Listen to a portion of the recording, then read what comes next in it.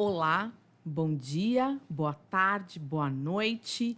Bem-vindos mais uma vez a um Pode Tudo, o podcast onde a gente fala de tudo um pouco.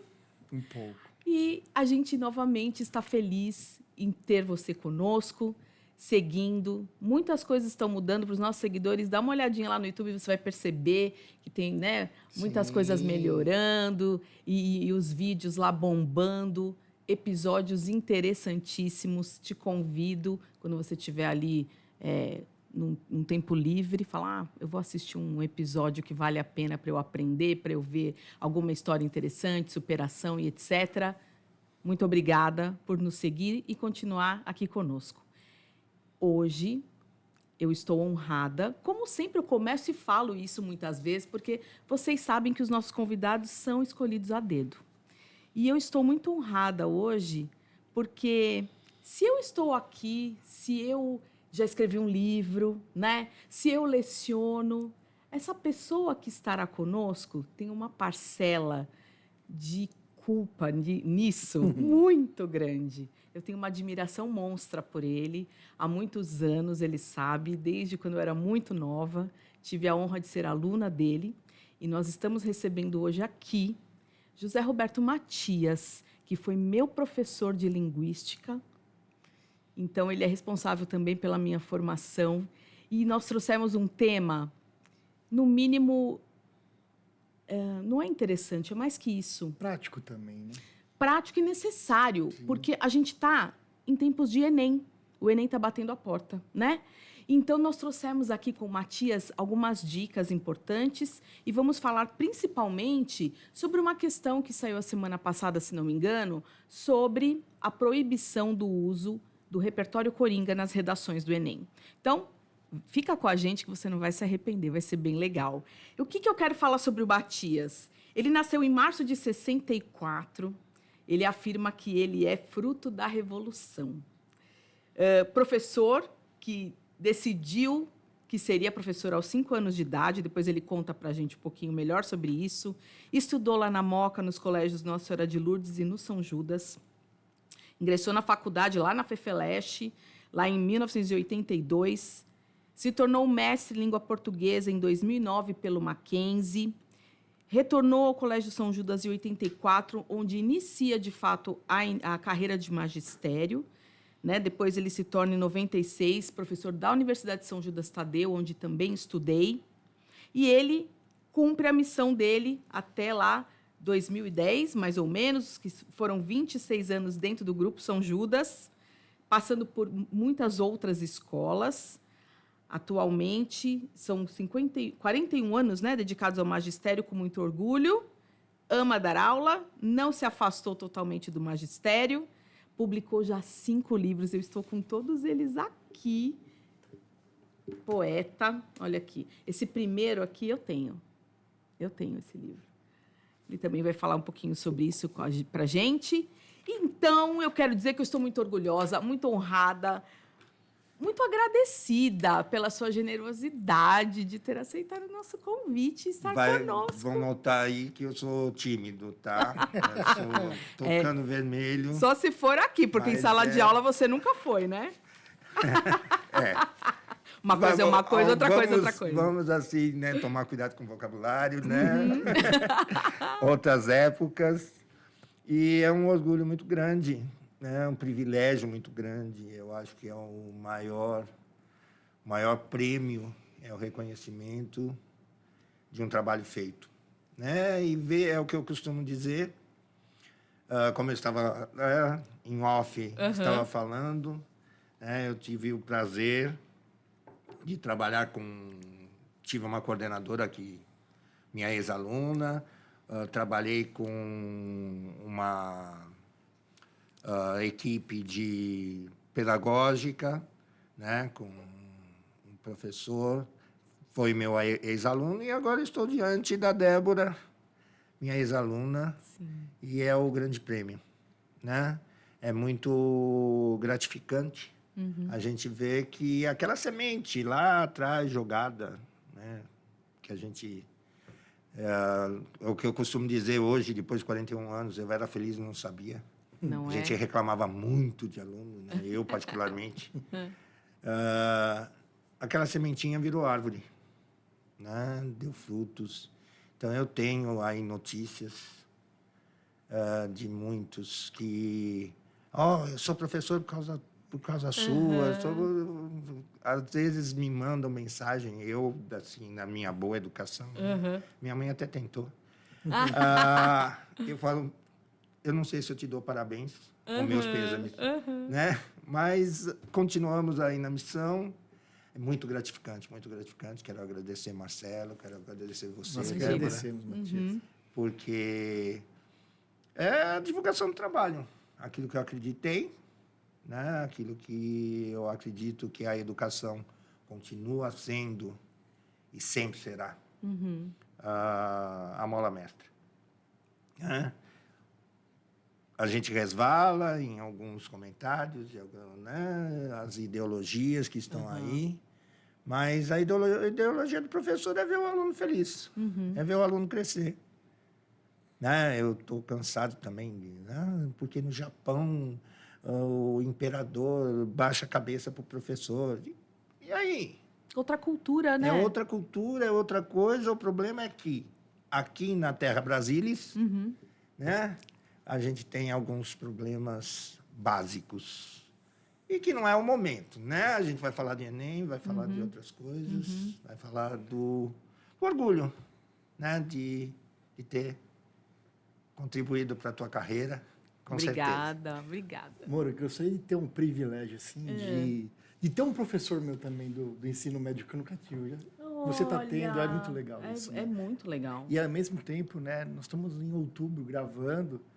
Há uma semana atrás foi o dia do professor, e nada mais justo de que estamos homenageando a todos fico os contente, porque a Débora lembrou dos livros. Dia 20 também foi dia do poeta. Olha aí, então eu fico muito gratificado de ter essa chance. Claro, né, claro. De divulgar as ideias.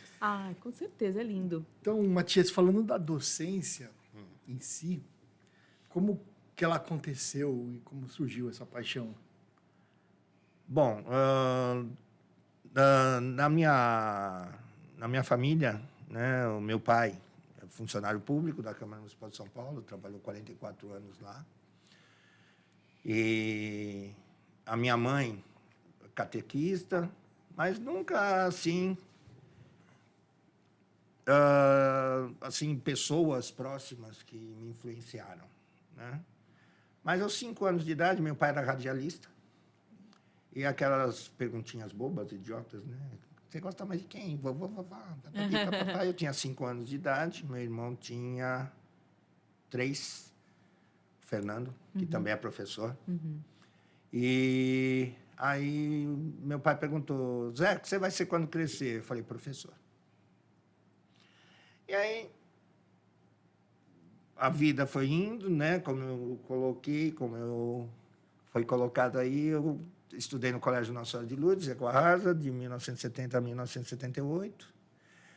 Tinha uma paura, porque meu pai e minha mãe tinham estudado no colégio, então meu avô tinha colocado telefone, meu avô trabalhou na Companhia Telefônica Brasileira, que hoje é a Vivo, foi Telesp e assim por diante.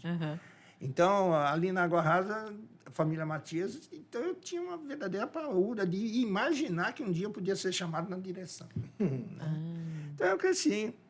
Não fui assim de rua, né? Porque ali na região da Água Rasa, a gente morava em apartamento. E aí eu comecei, a minha mãe rasgava, na época que mãe rasgava a lição de filho.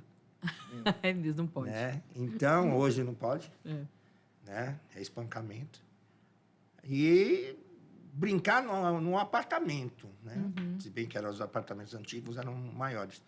Mas eu fazia rapidinho. E sempre as freiras davam um castigo. Então, era 10 vezes copiar a mesma lição. O mesmo texto. Bom, na terceira já estava nos garranchos. Né? Aí minha mãe gritava, Zé, a lição... José, quando ela falava José Roberto Matias, meu irmão... Aí já era. Aí já... Então, eu comecei a treinar a letra. E aí veio a paixão pela literatura. Eu lembro muito bem, em 1978, quando eu terminei a 8ª série, na época, no Nossa Senhora de Lourdes, não havia continuidade. Né? Naquela escola. Era curso técnico de contabilidade, noturno, mas minha mãe não queria deixar. Era magistério. E eu não lembro se na época tinha o curso de... tinha laboratórios médicos. Falei, mãe... E aí pintou a história de São Judas, né? E minha mãe achava que eu ia fazer processamento de dados. Que era, né? Era o tchan da época. Era o tchan da época. Eu cheguei a fazer um curso de processamento, de programação de computadores, COBOL 1, de sábado. E eu tinha 15 anos. Eu precisava de atestado, eu precisava de autorização do pai para entrar no Copom. Nossa. E aí eu percebi que eu só podia trabalhar aos 18 anos. E eu já era bancário. Eu já era estagiário menor no Banco Real. Então, e aí, primeira matrícula, minha mãe foi no São Judas. Humanas, primeiro Humanas D. E depois, no segundo ano, eu falei, mãe, a senhora não vai. Por quê? Não sei o quê, porque eu tenho que ir. Eu falei, não tem que ir. E no terceiro ano eu fiz a matrícula no tradutor e intérprete.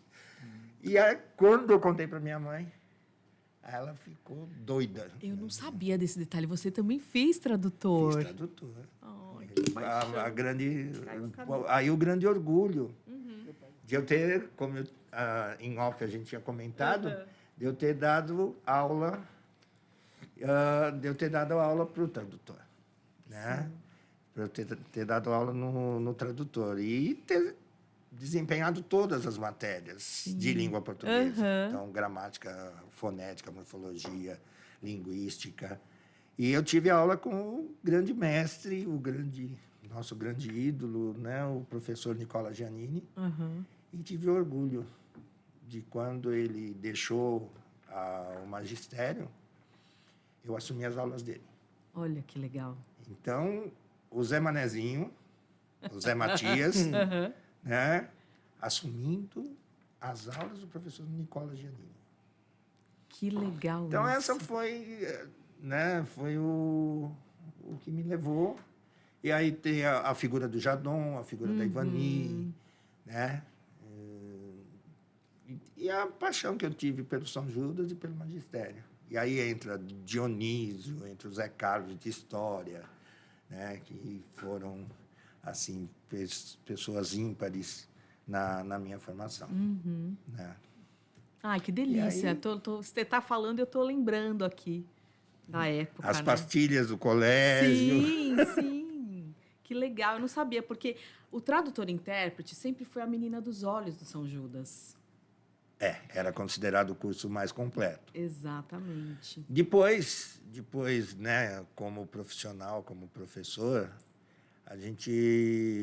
o São Judas, o curso profissionalizante do São Judas disputava com as ETECs na época, né? Então oferecia a mesma coisa que as ETECs. Bom, aí a questão de lei e tudo, né?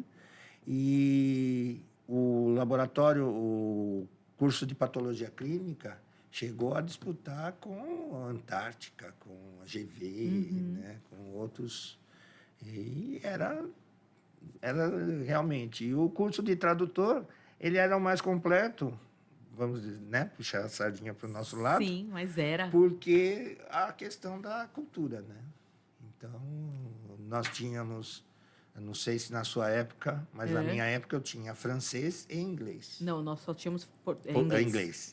Né? Então, eu tive aulas de francês e inglês. Era considerado super segundo grau na época, né? Super colegial. E você sabe que quando eu escrevi o meu livro, né, eu até cito isso, que quando eu decidi fazer o tradutor-intérprete, os alunos daquele curso eram vistos na escola como alunos diferenciados. Nós éramos diferenciados. Nós tínhamos... Porque tinha o pessoal do marketing, que aí o pessoal falava, o pessoal que não quer estudar muito, tal. E que nós éramos muito dedicados, porque a nossa carga horária era muito forte de inglês e português, né? É que tomar cuidado com aquilo, né? Uhum. Havia rótulos. Sim. Né? Sempre Havia rótulos, tem, né? Então, né? naquela época também então, tinha. o pessoal de eletrônica, né? Se ele acabar assistindo, o grande mestre Airan de matemática, então, o pessoal tinha Paúda do Airan, né? O Toledo de física. Sim. Né? Então, o pessoal de exatas, eletrônica, eletrotécnica, que na época havia mecânica. E então eram patologia e, não sei a expressão, né? Os CDFs, sim, os nerds sim, da sim. época eram de exatas e os bandidos de humanas. Né? Então, nós éramos, o pessoal tradutor era um nicho dentro da bandidagem. Mas nós éramos a um nível elevado, desculpa, mas éramos. Mas assim, né? Então, eu me lembro de você dentro da sala de aula, e eu me lembro, entrando um pouco mais no tema, né? No caso do episódio aqui, a gente vai falar também sobre os seus livros e tudo mais, mas vou adiantar. Eu me lembro de você falando sobre as redações que você corrigia nos vestibulares na época, né? E tinha, inclusive, acho que era publicado na Folha de São Paulo, algumas pérolas, vamos dizer assim, das redações, né? Na realidade, houve um ano, né? A gente publicava no colégio, no jornal da universidade, né? Então, desde o início, comecei em 84. Logo no início da carreira, o professor Jadon ele me chamou para trabalhar nas redações do São Judas, da faculdade na época, ainda, Faculdade de São Judas. E, posteriormente, eu comecei... Ele também era responsável pela feitura do vestibular, pela confecção do vestibular. Então, eu era responsável pelas questões de literatura, porque éramos nós que fazíamos as questões na época. Né?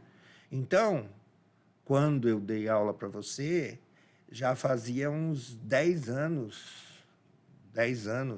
que eu corrigia vestibular, né? Que eu corrigia as redações. E aí era uma banca com... No início, nós éramos uns 20 e poucos, porque eram muitas redações. Eram 20 e poucos... E os professores anotavam os absurdos. E isso gerou... Né? Na época, não havia toda essa... Né? O politicamente correto gerou as vestiburradas. Me lembro. Né? As vestiburradas que eram publicadas no jornal da universidade. E a reitora, na época, era a professora Ana Maria Altenfelder Silva Mesquita. E ela permitia que se publicasse. Né? E aí, não havia... Se houvesse a internet na época, seria um absurdo, né? Mas não havia. Então, ia para os releases, né? Não sei se hoje o nome é utilizado ainda. Os releases iam para os grandes jornais. E houve um ano que explodiu. Saiu no Globo do Rio de Janeiro, né? Que na época o Globo continua sendo, não sei, no Rio de Janeiro. Só que na região, Moca, para o lado de cá, ZL, não vinha. Meu pai foi buscar a edição no centro da cidade, que ele ainda trabalhava na Câmara Municipal, lá no centro. E saiu no estado de São Paulo, saiu na Folha. E eu cheguei a dar entrevistas na Rádio Bandeirantes e participei do programa Mulheres. Falando do vestiburrados.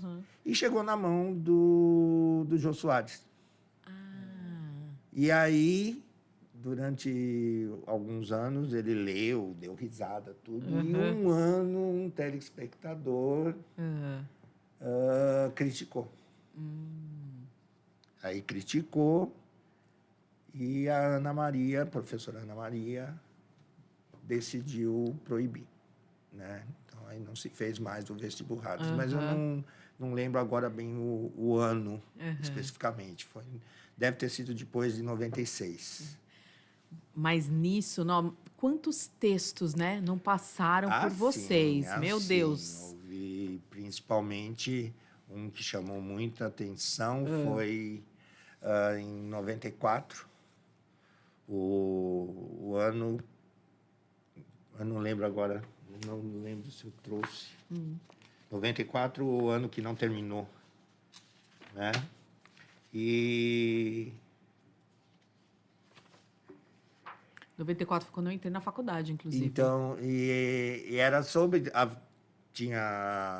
morreu o Ayrton Senna, Sim, morreu Mário Quintana, morreu Acho que Tom Carlos Jobim. É no final do ano. Então, Eu acho que também né? Oscar Niemeyer também, acho que morreu. Não lembro se foi... Não lembro agora. Eu sei que houve uma redação que me chamou muito a atenção. Era assim,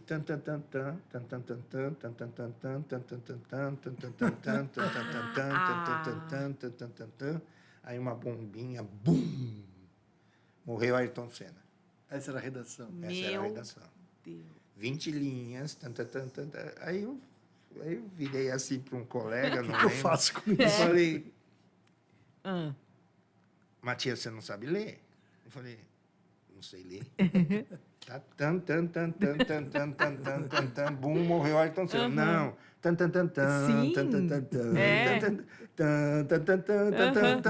Sim. Bum, morreu Ayrton Senna. Eu falei, tá, obrigado. 0. Não tem como. Naquela época dava para dar 0. Sim. Né? E vinha todas aquelas histórias. O outro colocou assim...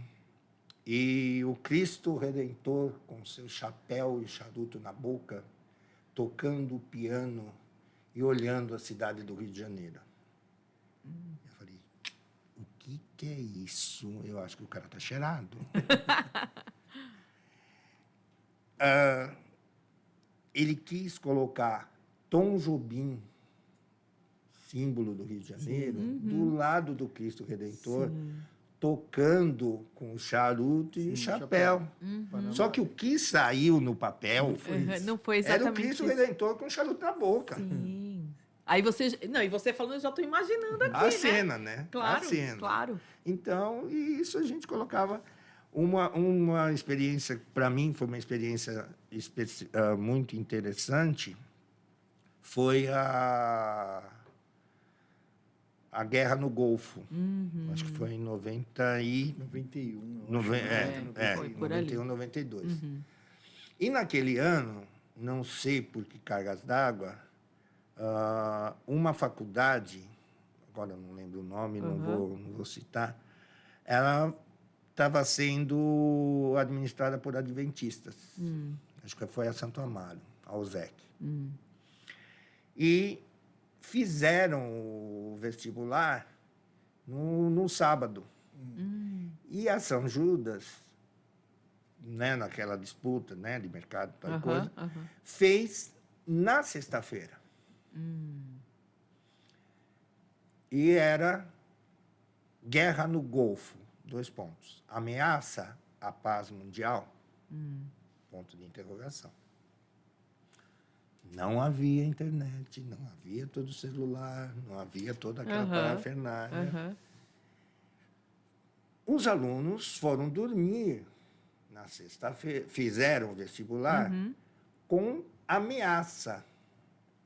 De sábado, de sexta para sábado, que nós começamos a corrigir no sábado, eclodiu a guerra. Então, você estava corrigindo com um radinho, né? O professor Jadon, o pessoal lá levava um rádio, ouvindo as transmissões, algumas imagens, né? Parecia um videogame, parecia né? videogame. e transmitido ao vivo e a gente corrigindo uma coisa que não tinha acontecido. Interessante. Cabeça. Nossa. Agora, uma coisa que foi justamente a questão do nomezinho, né, do Quite. Escreveu qual? 40 vezes diferentes. É sério? Kuwait, Kiwi, Kiwi, Kivite. Né? Aí, pessoal, e aí? E aí? Não havia celular. Uhum. Pegamos o Aurélio, pegamos jornais. Alguém foi comprar o jornal Sim. Folha de São Paulo, o Estadão. Claro. Como que estava? Então, chegamos a K-W-A-I-T E-Q-U-A-I-T. Que eu, se Aí você não me escreveria. engano... Que Não, se eu eu não escreveria da me primeira engano, forma. que se eu não me engano, era a grafia que o Estadão era sempre diferente. Ah, tá. Então tinha eram as duas adotado. aceitas. As duas aceitas, Tá. agora o resto. O resto não. E uma redação que eu peguei, que o Jorge Bosch, B-O-S-C-H, Bosch, George Bush. Jorge Bosch, Jorge Bosch tinha decretado a guerra. Bosch é marca de... Sim, de de equipamento, Sim. de furadeira, de Aquecedor. de coisa de carro. Sim. Né? E eu falei, meu Deus, Jorge Bosch. Então, aí a gente percebia, né, enquanto professor, enquanto educador dentro do magistério, o quanto que o pessoal não lia. Deixa eu fazer uma pergunta, eu tenho muito interesse disso. Eu sempre imaginei, quando eu era vestibulando, como que era corrigida o ambiente da correção. Eu imaginava que o professor que estaria corrigindo a prova estaria com uma pilha enorme de redações. E como que eu ia chamar a atenção dele no meu texto? E dois, se ele corrigia sozinho, numa sala com vários professores, como que é? E quanto era a sua demanda de redação por dia, assim? A minha, Mais ou menos. eu tive só uma experiência, né, que foi justamente a Universidade de São Judas, né? A realidade é outra. O que a gente tinha comentários de outros professores, correção da PUC, correção da FUVEST, alguns colegas corrigiam FUVEST, tudo. Mas era justamente isso, Marcelo. Todo mundo, né, recebia uma cota, né? No São Judas, por ser menor, um número menor de redações, você não recebia o pacote, né, um tanto, 1.500 redações, 200 redações, né? Cada sala você pegava, devolvia e ia sendo anotado. Nos grandes vestibulares, como FUVEST, Unicamp, da época, né? Havia uma cota. Então, no início do dia você recebia, cumpria aquela cota, e no dia seguinte. E existe, por exemplo, dupla checagem, assim, um professor dá uma nota e o outro professor dá outra e vê a média? Não. Numa redação? Não. Época, não. Não. Na época, não. Tanto que eu estou falando do universo Sim, São Judas Tadeu, daquela da Moca, São Paulo. Né? Nos grandes vestibulares eu não trabalhei. Mas que eu saiba, na época, né, principalmente porque a gente trabalhava com o terceiro ano, então a gente tinha que saber quais os critérios. Sim. Né? Diferente do que é hoje. Porque hoje o aluno está muito mais preocupado em como o professor vai corrigir do que propriamente, colocando a opinião entendeu? dele. Da opinião dele. Infelizmente.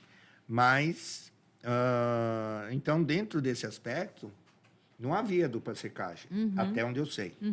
A dupla checagem começou com o Enem. Ah, então existe hoje uma dupla checagem. Existe, inclusive... no manual já está escrito isso. Tá. Se há uma discrepância de número de pontos, né? Se há uma discrepância de número de pontos entre os... Deixa eu só dar uma olhadinha aqui para não falar besteira. Não, claro. como será atribuída a nota redação? A nota da redação, que variará entre 0 e 1.000, obedecerá à matriz de referência para a redação do Enem. Cada avaliador atribuirá uma nota de 0 a 200 pontos, cada uma das 5 competências. Aí a gente, né? A nota final do participante será a média aritmética das notas totais atribuídas pelos 2 avaliadores. Então, na cartilha do Enem, já prevê 2 avaliadores. Já prevê esses 2 avaliadores. Tá.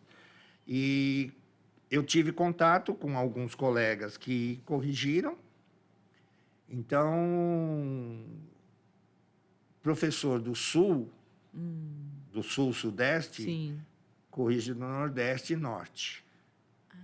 Pessoal do Norte e Nordeste corrige do Sudeste. Pessoal do Centro-Oeste corrige do Sul. Entendi. E assim por diante. Então, não é... né?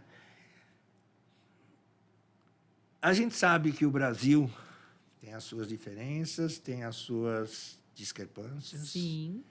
Então, essa questão, inclusive linguística, né, do nosso povo, Sim. na educação fica muito mais latente. Demais. Então, hoje, a questão da nota 1.000 é bem diferente do que foi na sua época, do que foi na minha época. Né? Eu fiz 3 vestibulares, fiz da USP, da FUVEST, da PUC e da Faculdade de São Judas, porque eu era aluno do Colégio São Judas, eu tinha que fazer. Então, e na época, não havia texto motivador. Sim, é verdade. E foi justamente no ano de 81, né?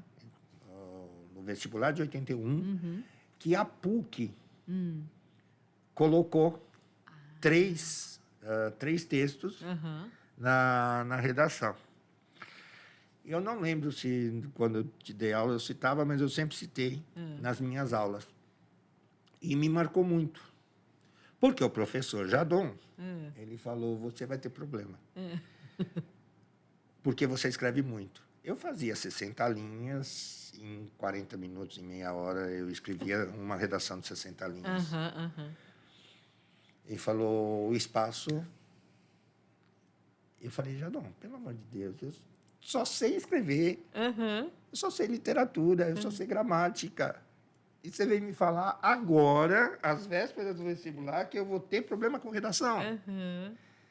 A ingenuidade, né, de um poeta de 17 anos, né, de um adolescente, porque eu já tive 17 anos. Não é? Né? Aí, quando eu chego, estava lá. Era sobre a bomba atômica. E havia um texto do Estadão sobre o acordo nuclear, Guerra Fria, Brasil e Estados Unidos. Um texto filosófico e uma reportagem. Tá. Então, os 3 textos motivacionais. E no texto filosófico estava assim... em agosto de 45, foi decretado o fim da raça humana. A raça humana está em extinção. As bombas de Hiroshima e Nagasaki mostram a irracionalidade do ser humano diante da guerra. A morte foi banalizada. Agora, comecei a escrever, né? Nossa. Vestibular, nervosismo, tudo. O rascunho, eu tinha 45 linhas. Eu tive que cortar, refazer, porque acabei em 30, que era o limite da redação.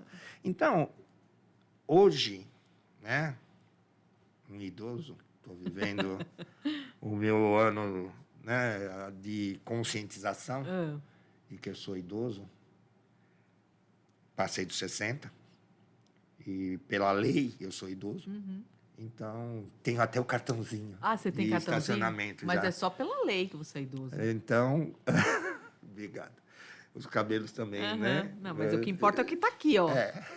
Aí, então, essa questão, eu falo, pessoal, eu não tive isso. Eu não tive esse vocabulário, eu não tive isso daqui, eu não tive o celular. Exatamente. Eu não tive a internet. Pois é, então é uma coisa assim que eu fico pensando, porque ao mesmo tempo que eles têm todas as informações que eles quiserem na palma da mão, literalmente. Teoricamente, você nem precisa de textos motivacionais para escrever, porque você já tem o acesso a todas essas informações todo santo dia. Ainda assim, é muita informação para pouca compreensão de tudo isso, eu acho, né? E aí, minhas filhas estão na fase, né, amor, do Enem, do vestibular, então a gente conversa muito sobre isso. E elas são muito antenadas, a gente conversa bastante. E elas contaram, mãe, então agora, apesar dos textos motivacionais, nós não poderemos usar um repertório coringa na redação, né, citando, porque segundo a Constituição, porque, segundo elas, por isso que a gente está falando sobre isso aqui, né? Segundo elas, é como se fossem textos decorados, decoreba, que então, para quem corrige as redações, ficam textos vazios que os estudantes entregam e, portanto, eles não podem mais usar esses repertórios coringa.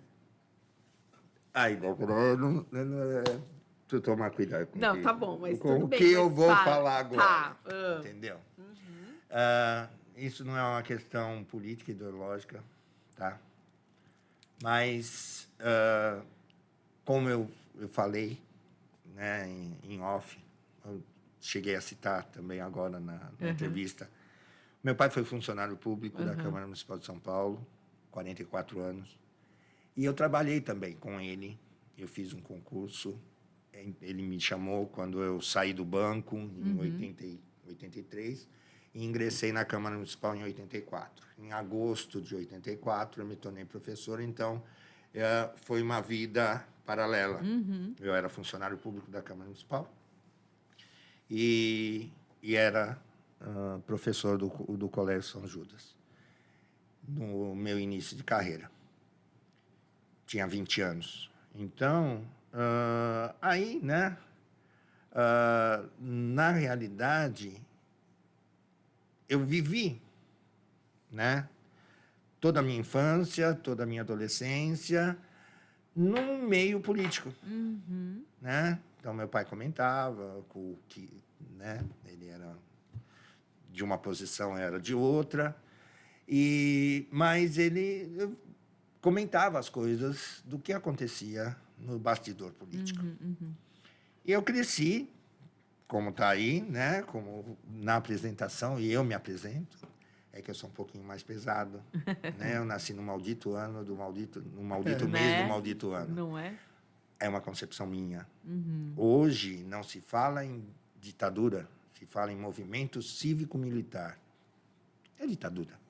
Foi uma revolução, foi uma coisa, dúvida. Foi uma quartelada, não tem né? Dúvida. Foi uma quartelada e ponto final. E ingressando, né, vivendo o magistério desde os 20 anos, hoje eu estou com 61, o ano da, né? A idade da revolução, a idade desse movimento. E vivendo esse lado político, e tive o privilégio, eu só trabalhei em escolas particulares, mas conheço a vida da escola pública, colegas, amigos, que, inclusive, o professor Zé Carlos, que era meu professor de história, mas era professor de magistério, de psicologia, no São Judas, e que ele que assinou meu estágio. Ele era diretor no Dante e diretor de escola pública. E eu fui fazer, porque a minha orientadora, a minha professora de metodologia do trabalho científico da USP, para eu tirar o diploma de licenciatura, ela exigiu, eu já tinha 8 anos de magistério no São Judas. Ela falou, você é um professorzinho. Falei, professora, quero ver você fazer estágio em escola pública. Sim, senhora. Até hoje ela está esperando. Porque eu falei, né? Fui atrás de amigo, de mestre, né? Ele falou, manda ela vir aqui. Porque esse pessoal da USP, que nunca pisou na escola pública, fica querendo isso. E você tem, né? Eu falei, como que é a tua vida? Você é professor, você é diretor do Dante. E aí essa imagem, essa fala dele me marcou o resto da minha vida. Estamos falando de 1993, 94. Ele falou, no Dante, eu sou diretor e ganho dinheiro. Na escola pública, eu sou educador. Na escola pública, aí ele me mostrou, né? Nós tínhamos o São Judas, tínhamos a Offset, na época era, né, a prova rodada. Ali havia 4 mimeógrafos a álcool quebrados, um funcionando. Os elétricos sem manutenção. Aí ele me levou na quadra. E falou, vai lá perto daquela árvore. Eu nunca vi tanto preservativo e seringa. Dentro da escola. Dentro da escola. Ele falou, isso. Conta para ela. Antes dela exigir que um professor de escola particular venha ver. E aí, tinha que apresentar o relatório.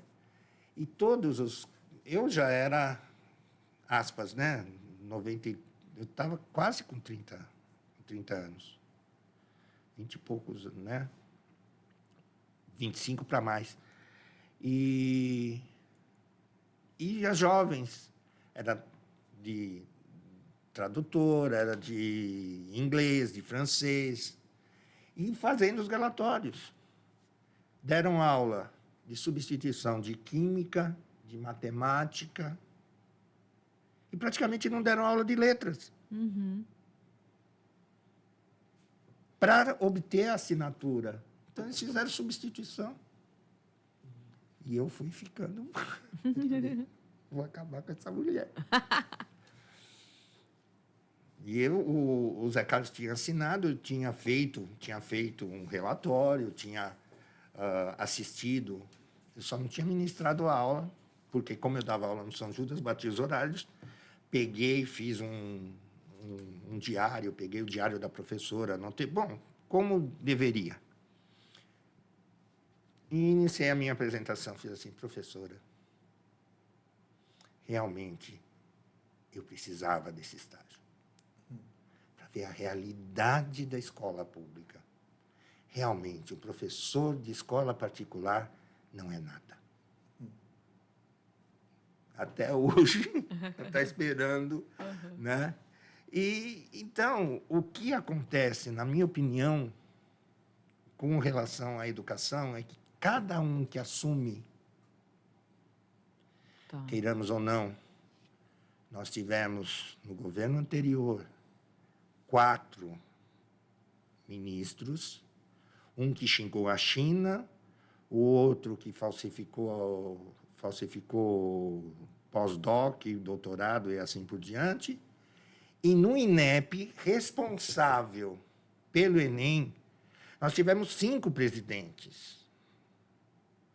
E vazamento disso, vazamento daquilo, e culpa do partido tal, e porque a culpa é da esquerda, porque a culpa não... E chegou a uma prova que antes, no outro governo, né? Antes do governo Bolsonaro, havia 8 milhões, de 8 para 9 milhões de candidatos. O governo anterior, o governo Bolsonaro, acabou com 4 milhões de alunos por prova no Enem. E aí? Então, de repente, os critérios E o que aconteceu? Sempre a redação foi importante. Só que essa questão de nota 1000, eu preciso da nota 1000, eu preciso da nota 1000. Quando aconteceu, tem que falar, né? Da pandemia. Quando aconteceu a pandemia, três coisas, né, eu só não tive a postura de alguém, mas me irritaram profundamente. Vai durar 10 anos. Nós estamos no 6º ano. Todo mundo vai usar máscara, então nós vamos conversar empaticamente pelos olhos. Essa palavrinha empatia, que virou modismo, foi a pior coisa. Porque, na realidade, o que deveria ser empático, eu me preocupar com o outro, não. Estou preocupado com o meu umbigo. Estou preocupado que, nossa, eu vou perder o meu lucro, porque vai fechar. Foi o que aconteceu, né? Então, e aí o que aconteceu? A criança que estava no período da alfabetização não teve a socialização adequada. Então, quando eu fui mandado embora de uma escola, numa situação que não foi, né, muito legal, prefiro não, claro. não comentar, mas eu fui e a diretora falou para mim, você não quer ficar? Eu falei, olha, você está de mudança, né? Você vai mudar a escola de lugar, você não vai se preocupar com o Matias, né? Porque o Matias vai continuar sendo Matias, então não vai dar. Aí, era 2019. Quando veio a pandemia, em março de 2020, Sim. que foi logo depois do meu aniversário, foi ali por volta do dia 16, 17 de março de 2020, eu comecei uma piadinha que eu me arrependo profundamente. Eu falei, bom, o palhaço saiu da escola, o circo fechou. Porque veio tudo aquilo. E, na época, eu estava fazendo um complemento do meu tradutor e intérprete de inglês. Então, eu estava fazendo as matérias da faculdade para tirar o diploma de nível superior. E aí veio, né, e era online e tudo, e eu comecei já, né, 2020, 56 anos, né? Isso. 56 anos. E eu vi o pessoal comentando, porque não sabe pronunciar, não sabe falar. Eu falei, pessoal, pelo amor de Deus. Ninguém estava preparado para ir para uma câmera dar aula. Aí a Gisele, né, que você conhece, ela falou, Zé, hoje pai e mãe estão percebendo o que os filhos faziam com vocês dentro da sala de aula. Perfeitamente. Ou seja, nada. E aí vieram as cobranças. E essa professora precisou, ela me chamou, né? Ela deixou as portas abertas em 2021. Segundo semestre de 2021, vieram os híbridos, né? Então, você dava aula online e presencial. Isso. E aí ela chegou, ela falou, Matias, só que aqueles alunos, eu falei, esquece os alunos. Esquece os alunos. Porque, mas fulano que fez isso com você, fulano que fez isso, para mim são alunos novos. E me portei assim. Você não vai falar nada? Falar o quê? Nós estamos numa outra realidade. E aí uma coisa também uma palavrinha que eu tive que me adequar, saúde mental. Né? Eu falei, meu Deus. E realmente, a carência desses jovens eu não consigo olhar para os alunos de terceiro médio e falar minhas crianças, tá? Pois é, não Então, tem como, né? não dá, né? Então, eu falava, desregulou tudo. Totalmente. E aí vieram os Enems, né? Todos os questionamentos, todas as provas. Eu falei, tem coisa errada. Mas não deu tempo, né? Não deu tempo e não vai dar tempo de eu tentar modificar alguma coisa. Sim. Né? Porque hoje os sistemas de ensino engessam. Isso é um ponto que eu queria tratar, que você ainda em off a gente comentou sobre isso, né? Os conectivos, por exemplo. Então, assim, dá a impressão que o aluno vai fazer a prova com aquelas palavras, mas que elas estão soltas. E que na hora que você vai escrever, apesar de serem conectivos, não conectam nada com coisa alguma. Porque não há o ritmo do pensamento. Então, o que acontece? Você tem o vocabulário, você tem a imagem, você tem o som, você tem conceitos que não se ligam. Sim, porque tá tudo solto, né? Quando você me convidou, né, e aconteceu isso quando eu fui para esse último colégio, que os alunos falavam, essa professora tal falava dos conectivos, eu tenho uma diferença, né? Porque com a informática, com o mundo digital, porque eu achava que nunca ia ser substituído. Hoje existe a inteligência artificial e, né? Então, Zé, cala a boca e agora é José. Né? E agora, literalmente, e agora José. E agora, José? Você se ferrou, né? Então, e esse aspecto, eu fui mexer. Eu falei, peraí. Aí, e inclusive, quando eu fui olhar de novo, né? E peguei alguns sites que tá lá, redação nota 1000.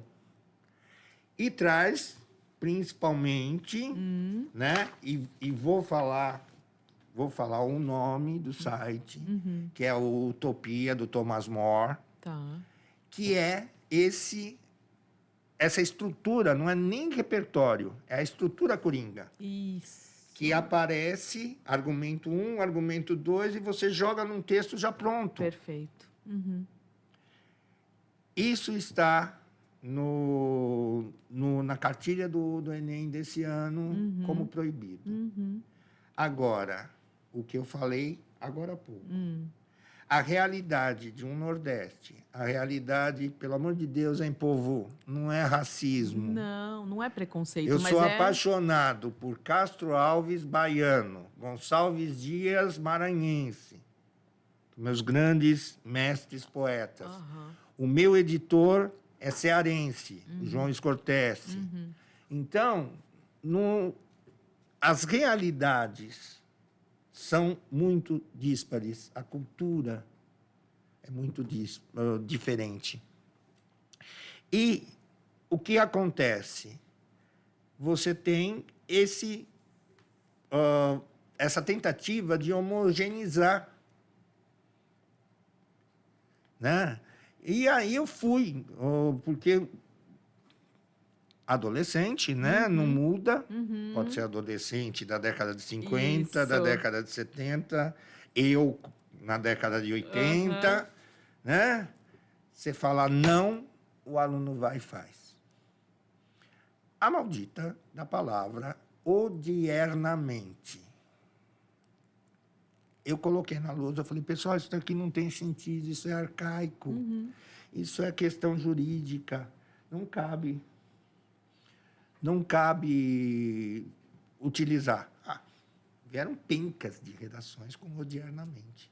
Nossa Senhora. E que aí eu citava, né, vai mexer, assim, quando não é uma questão religiosa, mas se você pega Santo Expedito, ele é o santo da coisa imediata. Odie, H-O-D-I-E. Hoje. Então, odierno é o moderno, é o hoje, atualmente. Então, não adianta você querer Não, porque eles usam o termo porque eles acham que é bonito, porque vai fazer efeito, porque eles vão olhar a minha redação e vai dizer, nossa, como ele escreve bem, né? O que eu queria pedir para você é, assim, tentar dizer de uma forma objetiva o que os alunos, então, devem, se é que dá tempo, né? Porque o Enem está batendo na porta. O que eles têm que procurar fazer para se preparar e escrever um texto bem escrito? Vamos lá. Vai parecer coisa do século passado e é, tá?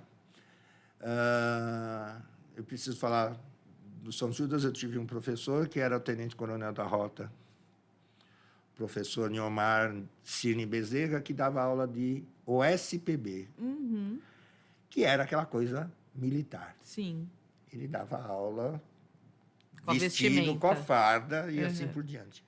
E do auge dos nossos 17 anos, né, que a nossa cultura era bem melhor no tradutor, né, nós queríamos dar um nó no tenente-coronel da rota. Professor, e o livro? E o livro? Sem livro. Mas só vai dar o nome das estrelas da bandeira, como que... Cafuso, a miscigenação da população. Uma assinatura da revista Veja. Oi? Uma assinatura da revista Veja. Mas, professor, e na época não tinha toda essa facilidade de xerox na porta, né? Não, em qualquer boteco, não. Era na Rua da Moca, lá embaixo. Professor, a gente tira a xerox. Aí, né, do auge, né, tenente-coronel, você, qual a periodicidade... O quê, professor? Periodicidade da revista Veja. Sim. Um respondeu, semanal. Semanal. Um mês, 4 semanas. 4 semanas. Bimestre, 8 semanas. 8 revistas Veja. Tudo. Política. Para não estender muito. Nós éramos 27. Uma não entrou na faculdade porque ela foi fazer na Inglaterra. Os outros todos. Porque seguiram esse PUC, conselho. São Judas, USP, 2 colegas fizeram história. Eu fui para letras, mais 2 colegas foram para letras. Na época, a mais famosa era a Ibero-Americana. Sim, eu lembro. Né? A Ibero-Americana, 8 alunos foram para tradutor, né? PUC, vários. Então, e ninguém tinha falta de vocabulário. Então, hoje, o que eu falo, tá, tudo bem, tem as séries, né? Inclusive, você perguntou das séries, né? A série que eu mais gosto, dentro da... Eu tenho assistido muito a Law and Order. Estava assistindo, vindo para cá, Criminal Minds, né? Aquela coisa de crime, e que é muito violento, mas os sites.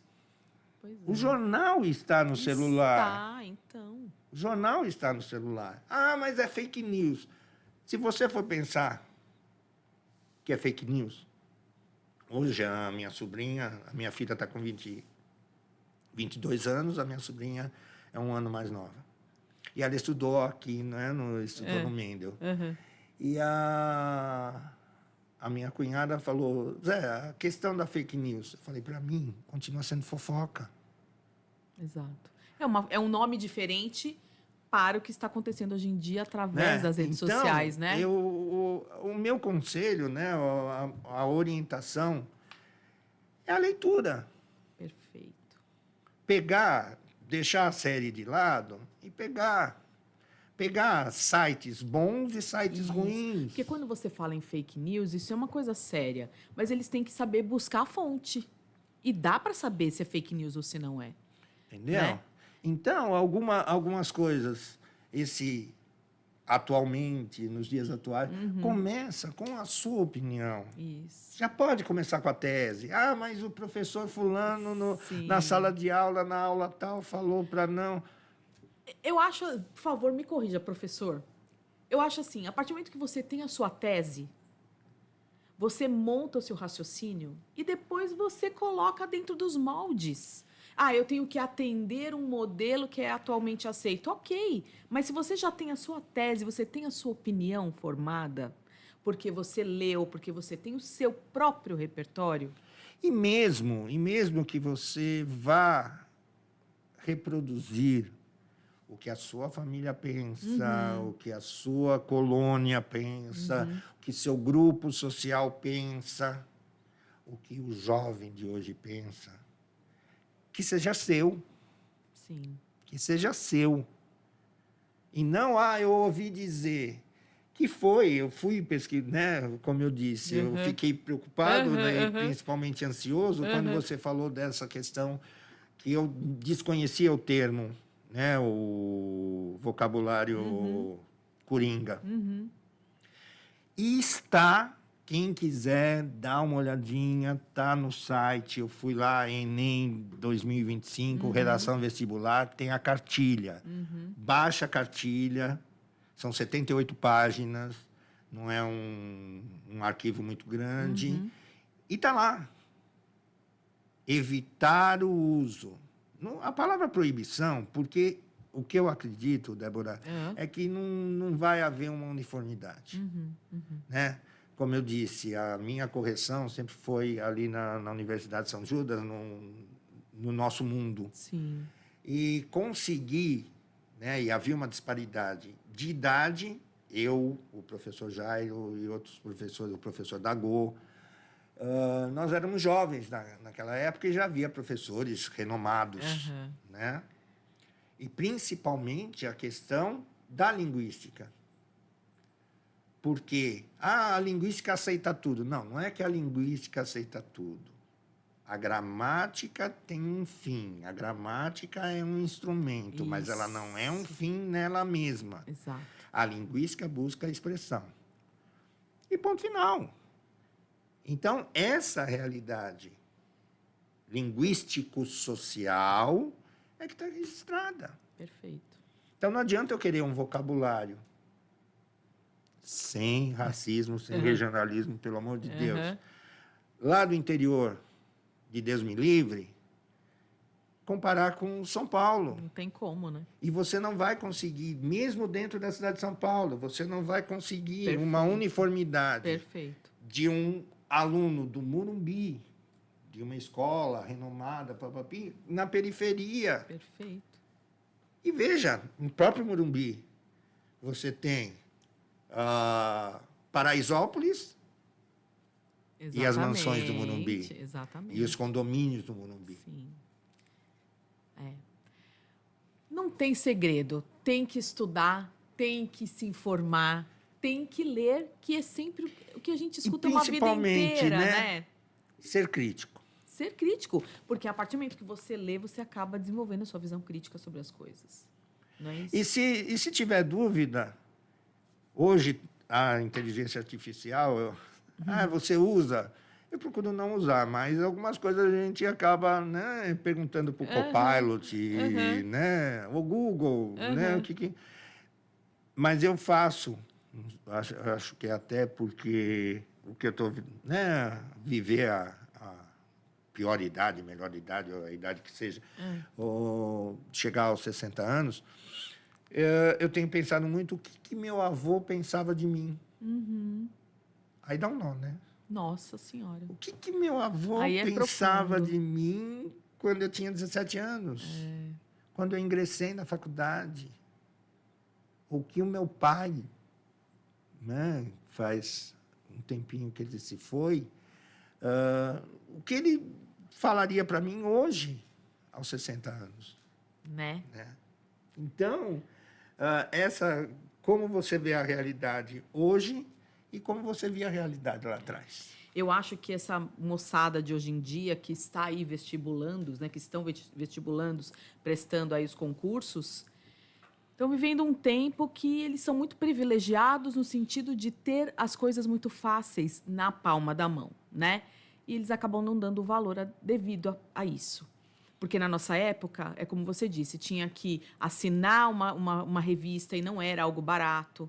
Tinha que assinar um jornal e, às vezes, comparar a linguagem da Folha com o Estado para que você tivesse uma visão crítica melhor, né? Então, assim, hoje está tudo muito mais fácil. Todas as reportagens estão ali em tempo real. E, infelizmente, alguns profissionais, aí é uma crítica, né? Falam, não, escreve assim porque o corretor vai te dar tantos pontos. Não é por aí. Não é por aí. Se você conseguir escrever um texto bem feito, independe do conectivo. Coloca isso na sua cabeça. Estou falando besteira? Não. Independe. Né? Se você demonstrar que você tem uma opinião e que sua tese está coerente, independe do conectivo. Se informe, leia. É sobre isso que nós estamos falando aqui. Não é isso? Com certeza. Aí, assim, a gente está quase, infelizmente, quase encerrando. Mas eu quero dizer assim... É tanta coisa para falar, É muita coisa né? para conversar. Matias, como um grande mestre, eu muitas vezes... faz muito tempo que a gente não se encontrava pessoalmente, mas muitas vezes, no Dia dos Professores, eu escrevia lá ainda no Facebook uma forma de agradecimento aos meus professores. Eu sempre citei você. Sempre recebi. Porque, sim, e você sempre me respondeu com muito carinho, porque realmente a linguística é algo que me modificou. E é sobre expressar-se, né? É sobre se comunicar e fazer o outro te entender, né? Independente, óbvio, gramática está aí, tem que ser usada e tudo mais. Mas independente, se você for claro, se o outro te entender, você já está meio caminho andado, né? Eu me apaixonei pela linguística com você. Então, enfim... E lá atrás, o professor, que foi meu professor de linguística, o professor Erwin, e ele era autodidata e, no alemão.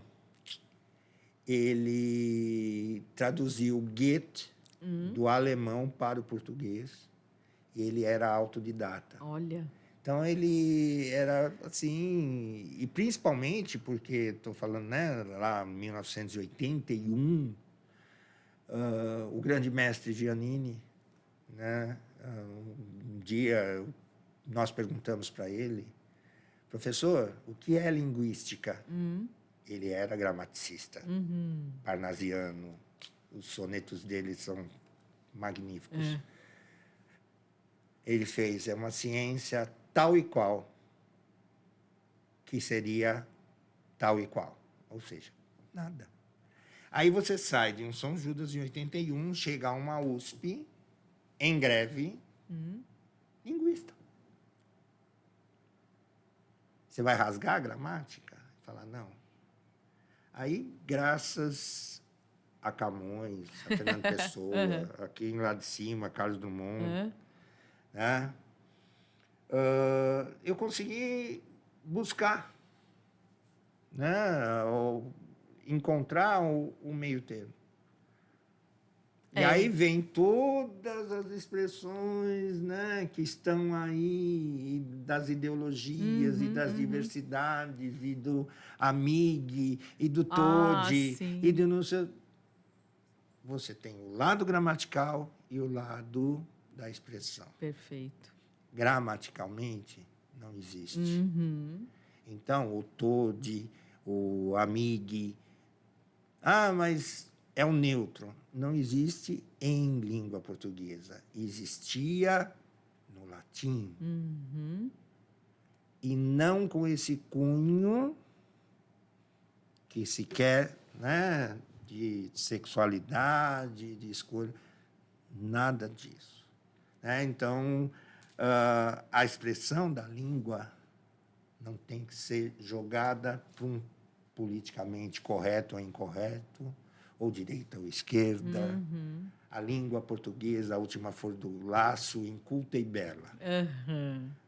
Ponto. Acabou. Como o inglês, e vários alunos, mas o inglês é mais fácil. Tudo bem. Aí eu falo, pensa na palavra saudade. Com certeza. Que é intraduzível.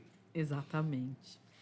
Olha, tantos livros que você já escreveu, né? Eu queria saber... Você falou durante o nosso episódio aqui muitas vezes você falou, né? Ah, estou aqui com os meus 60 anos e tudo mais. A minha curiosidade sobre... Tem um livro novo no caminho? Tem projeto? Na realidade, o ano passado, né, foi justamente em 22 que eu descobri, tá no Linhas, o que foi o conto. Na linha das palavras. Que foi é uma antologia, que eu descobri que eu era um dos poetas mais antigos do João Scortese. E aí eu fui à Bienal de 22, né? E aí eu encontrei, estava completando 40 anos, e eu falei, eu acho que dá para publicar para a próxima Bienal. Vamos aí. Bora. Né? Ele me acolheu com aquele sorriso cearense dele.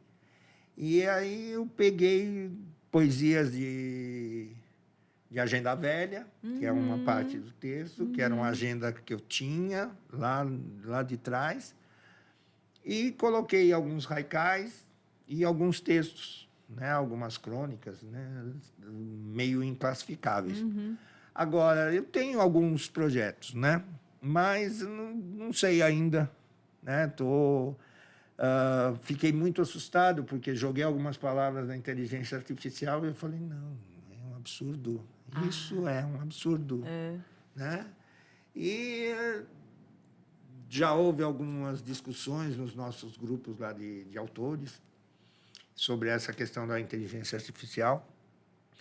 Então, eu estou assim num dilema. Eu tenho um projeto que eu gostaria as cartas que não escrevi, né? Mas aí uma utopia. Então a gente escrever vai fazer para Carlos Drummond, escrever para Fernando Pessoa. Nossa, ia ser metido, incrível. não. Metido. Mas e por que não? E por que não? Então vai ficar assim, ó, ficar lançado aqui um convite, que se você der andamento, você vem lançar, vem contar aqui pra gente, não pode tudo. Tá bom. Tá bom? Tá, Joana. Combinado?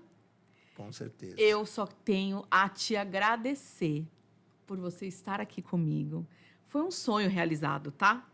Que bom. Eu tenho muita admiração por você. Te agradeço muito mesmo por tudo. Sua generosidade, amizade, carinho, por ter aceito estar aqui comigo hoje. O Marcelo está de plantão, o pessoal deve ter percebido que ele deu uma escorregadinha, saiu.